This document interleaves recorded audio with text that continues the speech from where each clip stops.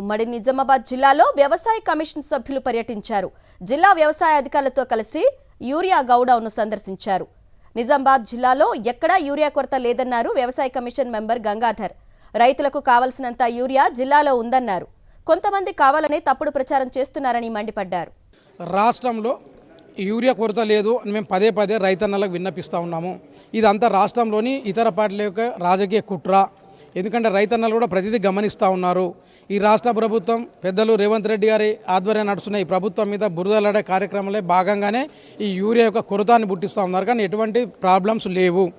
ఈరోజు నిజామాబాద్ జిల్లాలో చూస్తూ ఉన్నారు. ప్రెస్ సాక్షిగా ఈ గోదాంలో యూరియా ఎంత నిల్వ ఉంది, అదేవిధంగా సొసైటీల్లో ఉన్నది, ఫర్టిలైజర్ షాపుల్లో ఉన్నది. రైతన్నలందరికీ ఉమ్మడి నిజామాబాద్ జిల్లా రైతన్నలందరికీ కోరుతా ఉన్నా, అమ్మలకు అమ్మలకు అక్కలకు అందరికీ కోరుతా ఉన్నా, మీరు యూరియా గురించి ఆలోచించాల్సిన అవసరం లేదు.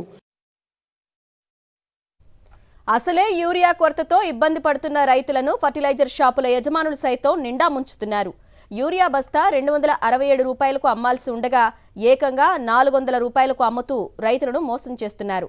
తాజాగా నాగర్ కర్నూలు జిల్లా పెద్దకొత్తపల్లి మండల కేంద్రంలోని అరుణోదయ ఫర్టిలైజర్ షాపులో వ్యవసాయ శాఖ అధికారులు తనిఖీలు చేపట్టారు. నిబంధనలకు విరుద్ధంగా 267 రూపాయలకు అమ్మాల్సిన ఒక బస్తా యూరియాను 400 రూపాయలకు బ్లాక్లో అమ్ముతున్నట్లు తేల్చారు. రైతుల ఫిర్యాదుతో వ్యవసాయ శాఖ అధికారులు విచారణ చేపట్టారు.